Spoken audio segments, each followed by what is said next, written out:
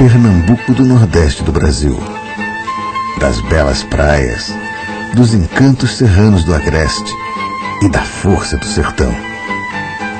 Pernambuco do Recife, de milhões de pernambucanos e de um em especial que traz sua naturalidade grafada no nome.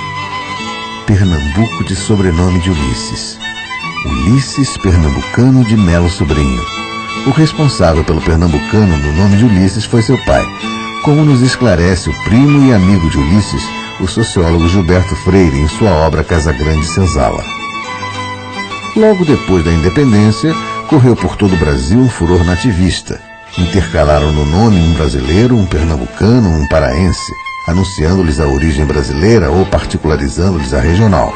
Tal o caso do velho José Antônio Gonçalves de Melo, que pôs num filho o nome de Cícero brasileiro e noutro o de Ulisses Pernambucano.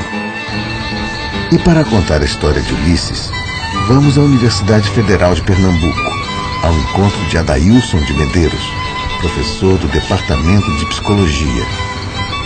Quando Adailson passou a fazer uma pesquisa histórica sobre a contribuição pernambucana à psicopedagogia brasileira, teve um encontro revelador e encantador com o nosso personagem. Desde criança que gostei de história. História geral, história dos países, história do meu estado. Fui crescendo nesse ambiente de gostar de verificar a história das pessoas, das instituições. Posteriormente, passei a ensinar na Universidade Federal de Pernambuco e na Faculdade de Ciências Humanas de Olinda, a FACH. A disciplina era testes psicológicos, na época chamada de técnicas de exame psicológico. Então resolvi pesquisar a história dos testes psicológicos aqui em Pernambuco, que inclusive posteriormente isso foi publicado num artigo na Fundação Getúlio Vargas com o nome Testes Psicológicos, Rastreamento Histórico da Contribuição Pernambucana. Nessa pesquisa me deparei com a contribuição de Ulisses Pernambucano na história dos testes psicológicos em Pernambuco. Eu julgava até então que essa contribuição era mais recente e me deparei com a contribuição de Ulisses de uma forma formidável, com investigações sérias, científicas, na década de 20 e 30. Para se ter uma ideia desse tipo de pesquisa dele, ele pesquisou, um dos temas era as doenças mentais entre os negros de Pernambuco. Então isso me despertou uma curiosidade muito grande e passei a investigar, a pesquisar esse trabalho de Ulisses. E nisso fui muito orientado pelo professor Paulo Rosas. Consolidando essa documentação, publiquei posteriormente um livro sobre Ulisses, contando a sua vida, a sua obra e a sua importância para a psicologia em Pernambuco. E como foi surpresa para mim a dimensão do seu trabalho, que não julgava tamanha. Acho que para as gerações atuais, os alunos da Universidade Federal, que é alunos de outras instituições de ensino do Estado, é sumamente importante conhecer essas contribuições pioneiras, que só conhecendo a história e a contribuição passada se poderá ter um legado de um presente mais sólido do ponto de vista intelectual. Bom, pessoal, hoje nós vamos discorrer um pouco sobre a vida e a obra de Ulisses Pernambucano. Ele nasceu no Recife em 1892. Seu sonho era fazer medicina. Aqui em Recife, na época, não tinha faculdade de medicina. Então ele foi para o Rio de Janeiro fazer a faculdade. Concluiu a sua faculdade no ano de 1912. Na época ele tinha apenas 20 anos de idade. A tese que ele defendeu lá na faculdade, em 1912, foi sobre algumas manifestações da era dos sífilis. Foi uma tese brilhante de 132 páginas, aprovada com distinção, E após isso ele veio clinicar aqui em Pernambuco. Inicialmente ele foi para Vitória de Santo Antão, aqui perto, a 40 quilômetros aqui do Recife. Só que lá foi um médico generalista, foi um clínico geral. A tendência dele era fazer psiquiatria, que era a área que tinha muito gosto, tinha sido aluno do famoso Dr. Juliano Moreira, dos pais da psiquiatria brasileira, mas em Vitória ele foi ser clínico geral, fazia tudo, fazia parto, até extração de dente, ele confessa posteriormente que fez.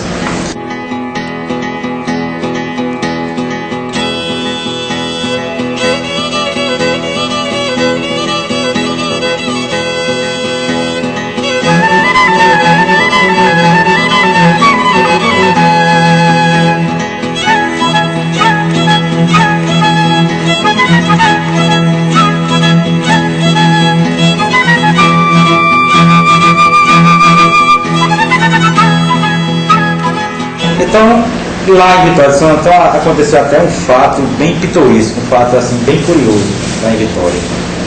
Chegou uma pessoa lá com uma série de sintomas e ele percebeu que aquela sintomatologia toda, por trás disso escondia problemas de ordem nervosa, de ordem emocional. Então ele prescreveu um remédio para essa pessoa, chamado com um pomposo título de L'eau de Suze. Em francês, ele usou essa expressão francesa, que significa simplesmente água da fonte. Então era uma água inócua, e fez uns bolinhos de pão e prescreveu para ele tomar diariamente aquela quantidade determinada. Se tomasse ou menos ou mais, era um perigo para a saúde dele. Então ele voltasse para Ulisses para ser medicado novamente. E quando a pessoa retornou, ao cabo de algum tempo, retornou lá para Ulisses, estava completamente curado. Então por aí você já vê que um médico recém-formado novo já tinha assim essa capacidade de perceber no ar o que é que está por trás de sintomatologia. Então isso foi importante, essa vivência inicial. Depois ele se transferiu para o Paraná, na cidade de Lapa, mais ou menos próximo lá de Curitiba, e também foi exercer a clínica geral. Bom, então, ainda na Lapa, posteriormente Ulisses se casa com a prima sua, com a Albertina Carneiro Leão, e depois resolve retornar para o Recife. Isso aproximadamente em 1916. Agora, em 1918, foi criada a cadeira de Psicologia e Pedagogia na Escola Normal Oficial de Pernambuco. Na época, a Escola Normal e o Ginásio Pernambucano eram as escolas de maior nome, de maior relevância do ensino público da cidade. Então ele concorre a professor da Escola Normal da época, e a sua dissertação que ele concorreu para a cátedra, o longo título de Classificação das Crianças Anormais, Aparato do Desenvolvimento Intelectual e Suas Formas, a Instabilidade e a Astenia Mental. Só que essa dissertação foi extremamente relevante e pioneira, porque ele abordou aqui a classificação das crianças anormais, aquelas crianças especiais, que a gente chama hoje, as crianças excepcionais. Na época se chamava de anormais, dessas crianças. E o historiador Isaías Pessotti reconhece como o primeiro trabalho do gênero publicado no país, esse trabalho de Ulisses Pernambucano. Desde o século XIX, havia no Recife, digamos, uma certa psicologia literária que era principalmente fruto dos estudos, dos trabalhos de Tobias Barreto e Silvio Romero na Faculdade de Direito do Recife. Eles escreveram nesse período ainda sobre inconsciente, sobre a psicologia da mulher. Contudo, nós não podemos dizer que o que se fazia aqui naquele período era propriamente a psicologia que veio a ser conhecida no século XX. Dentro de uma perspectiva que nós poderíamos chamar moderna para aquela época, o primeiro trabalho realizado aqui no Recife, que tinha essas características, foi feito por Ulisses Pernambucano em 1919, quando ele fez concurso para a Escola Normal, uma cadeira que tinha sido recentemente criada, e ele fez o concurso e elaborou também um primeiro trabalho publicado no Brasil sobre o assunto, que foi de retardamento mental na criança, e o título do trabalho foi justamente a classificação das crianças anormais. O interessante também é ver que, basicamente, naquele trabalho, que foi um trabalho simples, um trabalho de uma pessoa que ainda não era um especialista, iria ser, mas ainda não era, ele tem as raízes, tem, eu quase diria, as sementes daquilo que mais iria interessar a Ulisses Pernambucano como psicólogo e como psiquiatra. De um lado, era a educação especial, como se chama, a criança excepcional, ou como se chamava então as crianças anormais, e de outro lado, a preocupação com a psiquiatria social.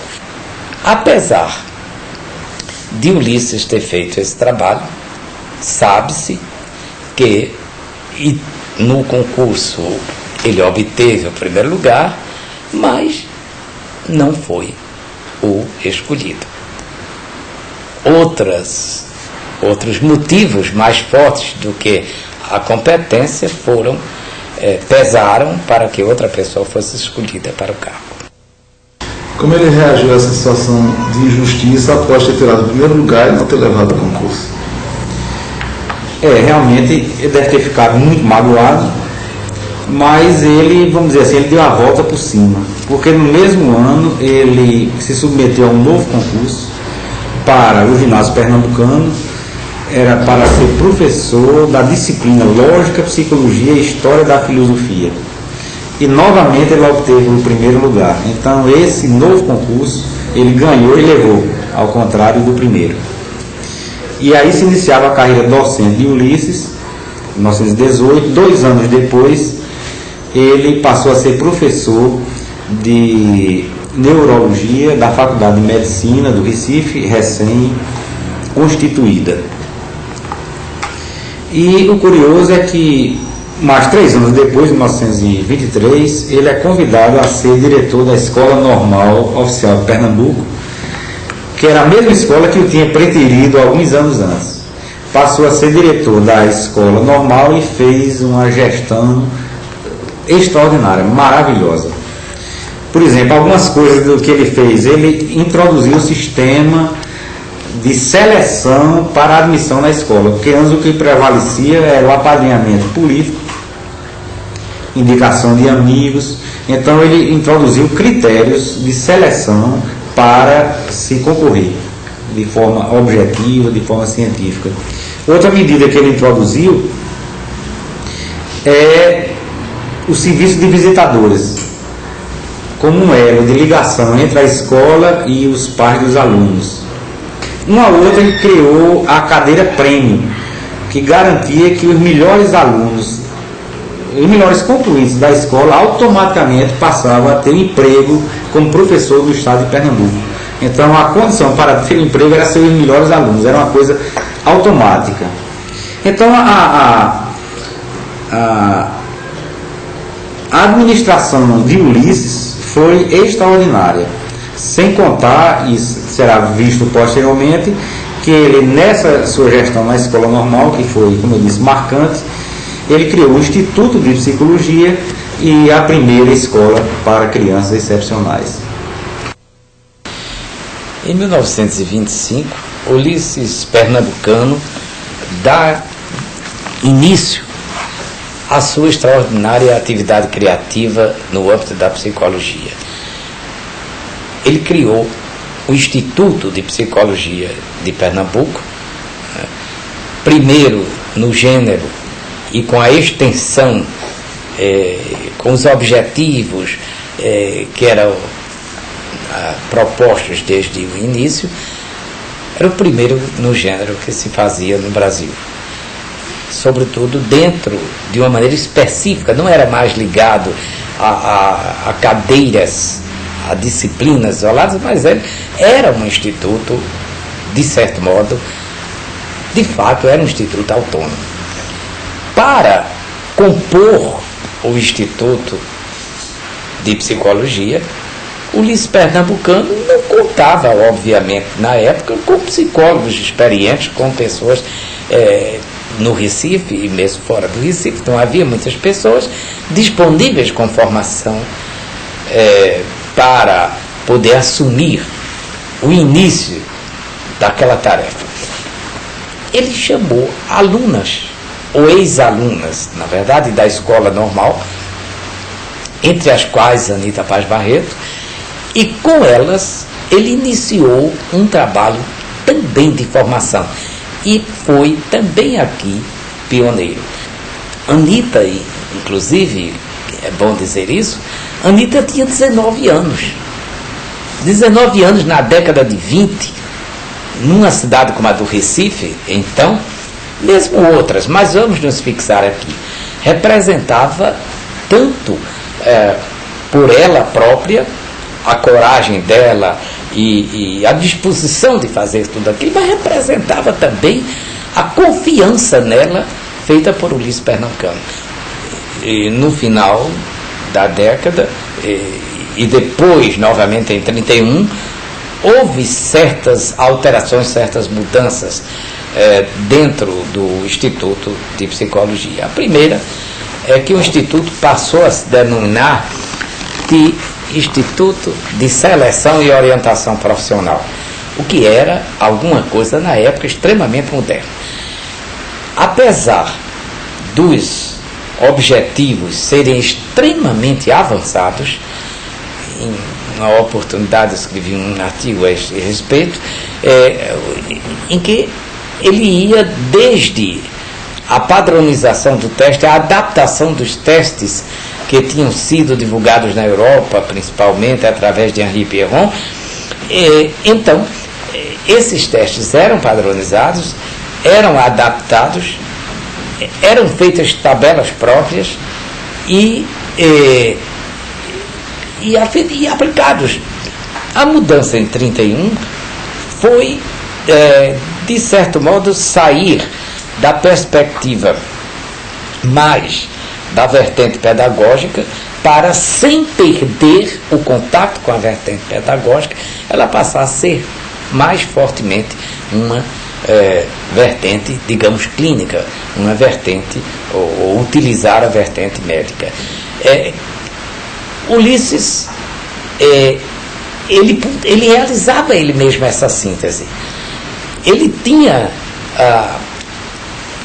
Ele trabalhava as duas vertentes, como Lourenço Filho depois falaria, não com relação a Ulisses, mas dizia que a psicologia no Brasil se iniciou a partir de duas vertentes, uma vertente médica e uma vertente ligada à educação. Na verdade, Ulisses Pernambucano sintetizou essas duas. E com ele, isto foi ganhando corpo entre aqueles que colaboravam. Pessoas como René Ribeiro, pessoas como José Carlos Cavalcante Borges, como José Lucena e outros que eram psiquiatras e continuaram psiquiatras, eram psiquiatras, como certa vez eu escrevi, com muito de psicólogos e muito de educadores também. Zaldo Rocha, que veio depois, não sabe, mas que veio dentro dessa formação originada por Ulisses Pernambucano, em muitos momentos ele parece muito mais um educador do que qualquer outra coisa. Bom, então, é interessante destacar tudo isso em Ulisses, esse pioneirismo e essa visão de futuro que tinha Ulisses, e talvez o que me parece mais importante ressaltar aqui está na criação, não foi adaptação, hein?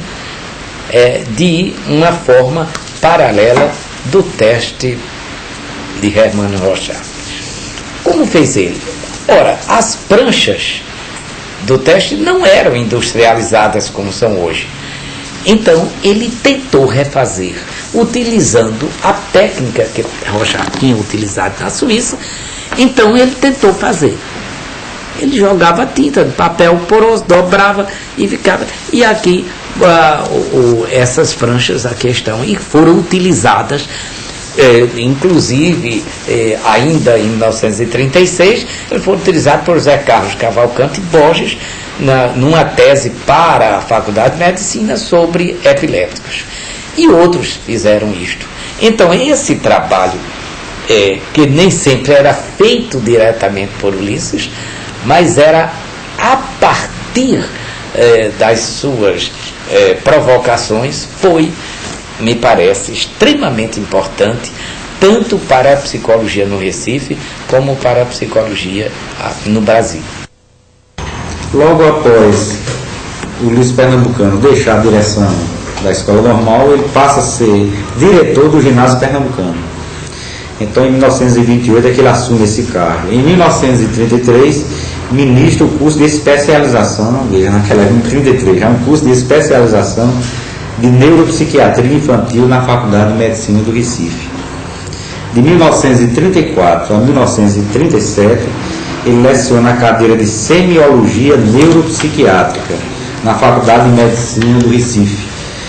Em 1938, é nomeado professor catedrático da Clínica Neurológica da Faculdade de Medicina do Recife. Bom, então, como vocês podem ver, o Ulisses Pernambucano foi eminentemente professor. Como professor, foi um mestre, e como mestre, fez escola. E essa sua atuação, tanto na parte docente quanto na parte clínica, foram fundamentais para o surgimento em Recife daquilo que se convencionou chamar a Escola Psiquiátrica do Recife. Cria um serviço para crônicos em Barreiros, é uma cidade do interior de Pernambuco, já fronteira com Alagoas. E então aproveita uma antiga escola, uma escola agrícola, que estava desativada, e transforma essa escola agrícola numa colônia para crônicos, pensando em aí criar e fazer disso um lugar para a chamada assistência heterofamiliar. Não foi o primeiro a fazer isso no Brasil. Franco da Rocha, em São Paulo, tentou também, mas ele colocou em prática. Foi um projeto incipiente, que as dificuldades culturais, havia o desejo dele, mas havia também as nossas condições. Não é fácil colocar ideias novas em prática. E então Ulisses elabora, inclusive, para a colônia, os doentes da colônia de Barreiros, um regulamento que diz mais ou menos o seguinte: nenhum paciente será constrangido ao trabalho. As jornadas de trabalho serão no máximo de 4 a 5 horas. E o trabalho será sempre terapêutico, então de acordo com indicação médica. E essa indicação médica valendo-se dos recursos diagnósticos, isto é, de provas várias que pudessem ver qual é a aptidão latente, qual seria aquelas coisas que correspondessem ao gosto, às capacidades anteriores ou residuais de quem quer que fosse. E então, com isto, fazer com que não fosse, novamente, o traço da ideia permanente de Ulisses, de que a função médica, a função psiquiátrica, é aquela de fazer com que as pessoas, os pacientes, obtenham recursos para viver a vida, das condições que eles possam ter. e não para serem colocados sistematicamente num serviço qualquer, lembrando a atitude psiquiatrocêntrica e hospitalocêntrica que vem desde o hospício lá do Rio de Janeiro, primeiro de Pedro II, em 1852, que era assim, a de proteger os doentes, colocando-os num lugar onde a caridade pudesse cuidar deles e onde estivessem eles protegidos, mas especialmente protegida a sociedade. Ulisses inaugura uma nova visão do doente mental. Ele trabalhou e foi diretor do Hospital de Alienados da Tamarineira, hoje apropriadamente chamado Hospital Ulisses Pernambucano. Lá ele aboliu camisas de forças, tratamentos coercitivos, introduziu a praxeterapia entre os doentes mentais e, eu diria, fez uma revolução com relação ao tratamento dos doentes mentais no estado de Pernambuco.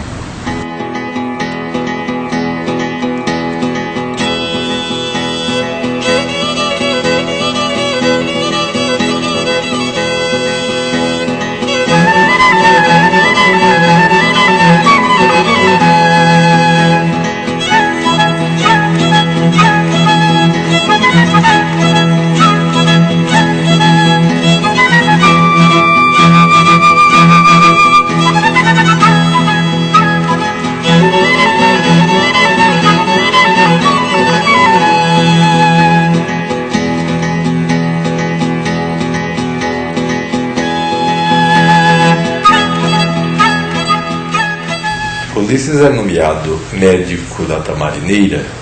Tamarineira é o bairro onde se situa o hospital, o velho hospital, fundado em 1883. Ele chega ao hospital nomeado em 1917, 5 anos depois de formado. É um hospital aí, no caso, da Santa Casa de Misericórdia.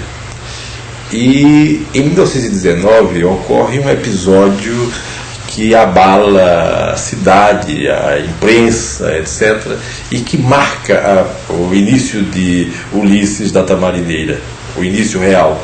É que ele descobre, em 1919, que havia 3 órfãs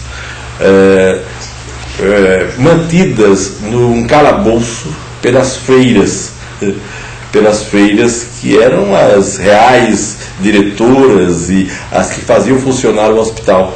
Eram 3 órfãs de orfanatos ligados à Santa Casa, justamente, que por serem desobedientes, rebeldes, adolescentes mal comportadas, então elas são colocadas no calabouço e permanecem lá, já fazia 2, 3, quase 4 anos nessa época. E então há uma denúncia veemente com o Conselho de Medicina de Pernambuco, que é fundado em 1841, é a segunda mais antiga do Brasil. Enfim, Ulisses mobiliza a sociedade para esse escândalo, que era em um lugar para, quem sabe, tratar doentes mentais, alienados, como se chamavam, ser um lugar onde se castigavam jovens adolescentes mal comportadas para as freiras.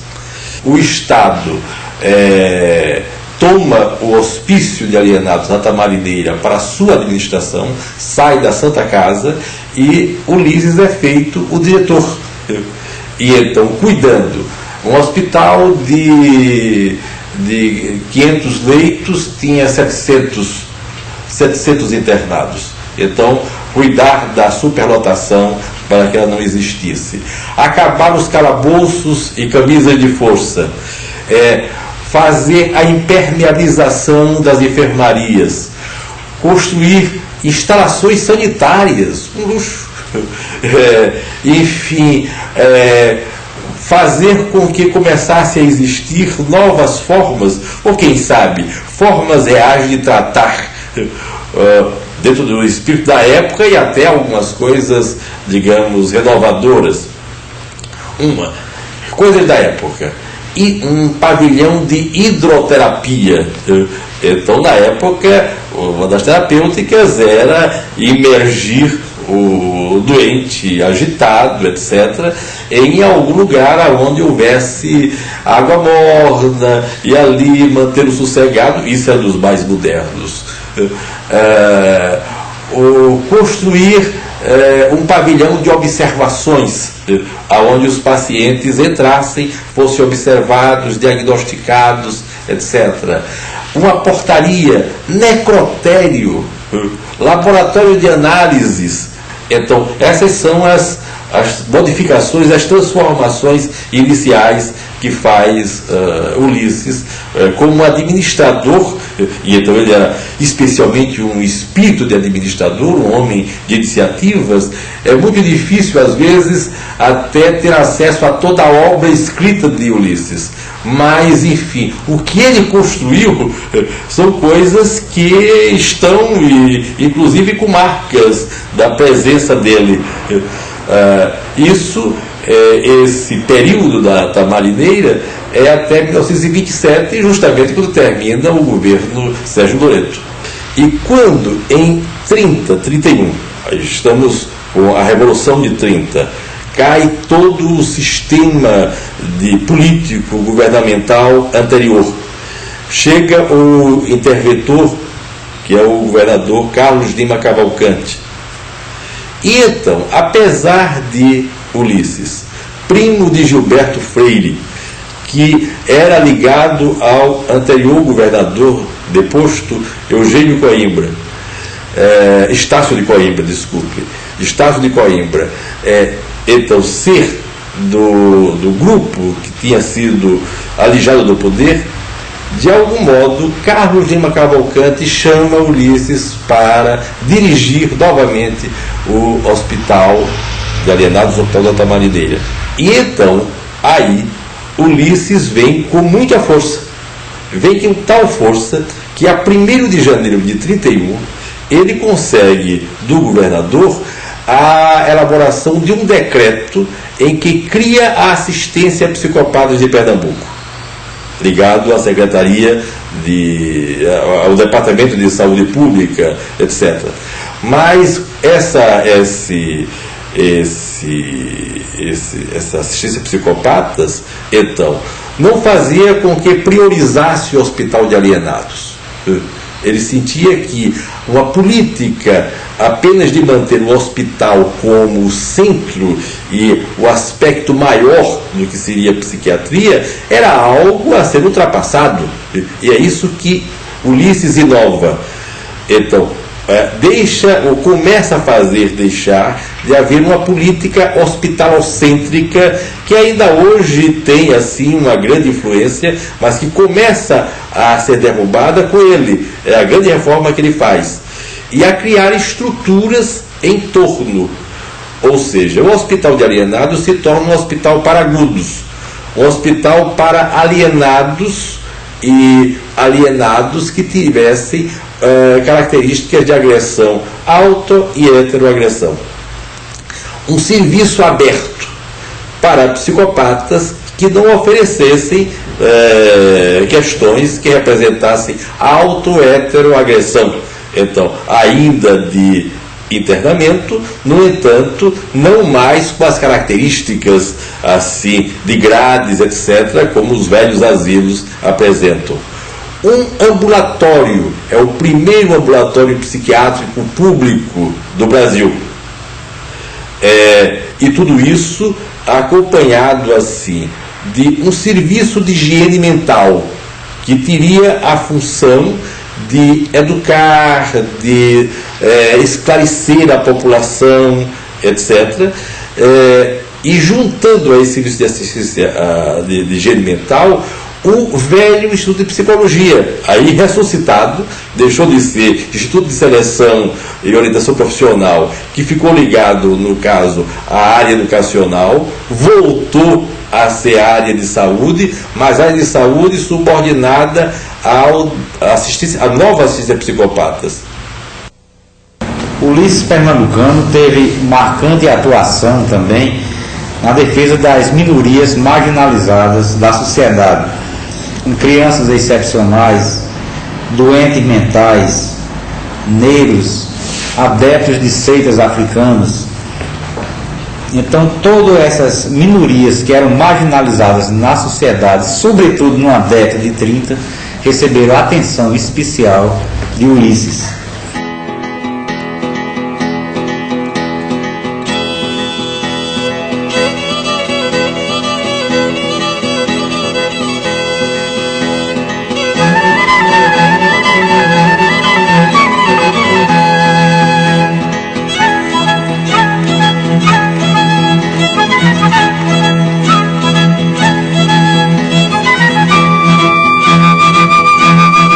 Professor, e essa defesa que ele fazia das minorias não lhe trouxe problemas? Afinal, era a década de 30, um regime forte. Claro, isso lhe provocou uma série de dissabores. Então ele passou a enfrentar grandes dificuldades, porque ele começava a lutar contra o Estado estabelecido que existia e desagradava as autoridades. Por exemplo, ele era ainda diretor da Tamarineira quando um seu superior exigiu que colocasse mais internos, e ele foi contra, porque não havia condições físicas e alimentares para isso. Então o diretor disse: onde come 2, come 3. E Ulisses respondeu: onde come 2, 3 passam fome.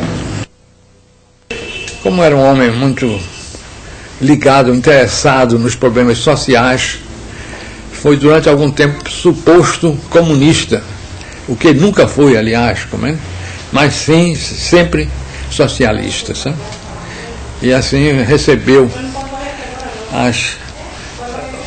as homenagens da época dos socialistas. E como tal, foi aposentado pelo artigo 177 da Constituição como comunista, coisa que ele nunca foi, e de fato sofreu muito com essa aposentadoria de uma cadeira da qual ele tinha alcançado o título através de um concurso, não é, no própria ginásio estadual, sabe? De modo que ele, infelizmente, foi aposentado pelo artigo 177, o que o magoou muito, não é? Sobretudo porque ele não era comunista, e o governador era também colega dele do ginásio pernambucano. Isso o magoou muito, sabe?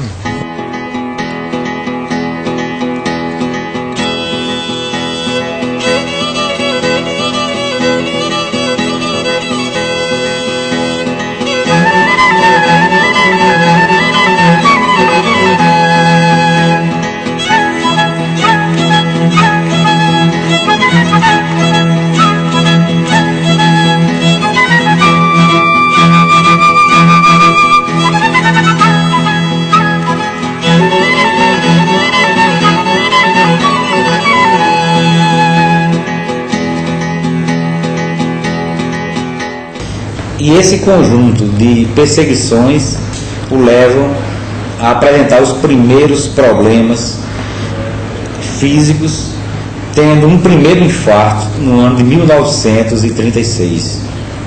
Bem, depois do infarto ele desiste, né? Não, de maneira nenhuma. Nesse mesmo ano ele funda o Sanatório Recife, onde ele investe todas as suas economias, e esse Sanatório Recife, que funcionou e funciona até hoje na Rua do Padre Inglês, foi a primeira clínica privada a ser implantada no estado. O sanatório foi uma fundação particular, compreende? Foi uma iniciativa particular. Era uma antiga hospedaria dos telegrafistas da Western Telegraph, do telégrafo inglês, aqui no Recife, sabe? E por isso ele comprou aquilo ali aos ingleses e fundou o Sanatório Recife, né? Que ainda hoje, felizmente, existe sob a direção de um neto dele, meu sobrinho, que é também Ulisses, né? E essa clínica, como grandes méritos, um dos seus grandes méritos foi o tratamento humanizado que se dava aos seus pacientes, aos doentes mentais, e formou um grupo de elite na psiquiatria pernambucana, como, por exemplo, o Dr. Luiz Cerqueira, Dr. René Ribeiro, Dr. Gildo Neto e o Dr. Arnaldo Vilácio. Ulisses continua ainda a sua luta, lutando com afinco até o final de sua vida. Ampliou a escola para excepcionais, participou ativamente na criação